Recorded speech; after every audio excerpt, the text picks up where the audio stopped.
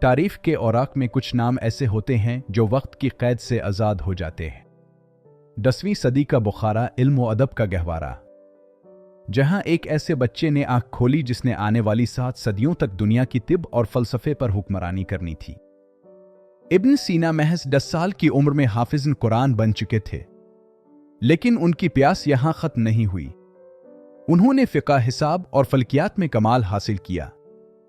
जब हम उम्र बच्चे खेल कूद में मसरूफ़ थे, इब्न सीना अरस्तू की माबाद अल-तबिय्यात को 40 बार पढ़ रहे थे ताकि इसकी गहराई को समझ सके। जब कोई तबीब अमरन बुखारा नू बिन मंसूर की बीमारी का इलाज न कर सका तो इस नौजवान ने अपनी महारत से इसे शिफा बख्शी। इनाम के तौर पर उसने सोना चांदी नहीं बल्कि इशाही कुतुब खाना मांगा। अल-कानून फ़ी अल-तिब, ये वो किताब है जिसे तिब की बाइबल कहा जाता है। इसमें उन्होंने 700 से ज़ायद अद्वियात और इंसानी जिस्म के अफ़ाल को बयान किया। मुताद्दी बीमारियां, उन्होंने पहली बार बताया कि बीमारियां करंतना और पानी के जरिए फैलती हैं। इब्न सीना सिर्फ तबीब नहीं थे, वो एक अजीम फ़लसफ़ी भी थे।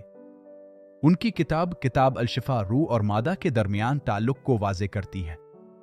उन्होंने अक्ल और ईमान के दरमियान एक पिल तामीर किया। अपनी ज़िंदगी के आखिरी अयाम उन्होंने हमदान में गुजारे। उन्होंने अपनी वफ़ात से पहले अपनी तमाम जायदाद गरीबों में बांट दी और ग़ुलामों को आज़ाद कर दिया। आज अगर हम किसी हस्पताल में दाखिल होते हैं, अगर डॉक्टर जर्राही से पहले हाथ धोता है या अगर हम अद्वियात के असरात को जांचते हैं, तो हम इब्न सीना के एहसान मंद हैं।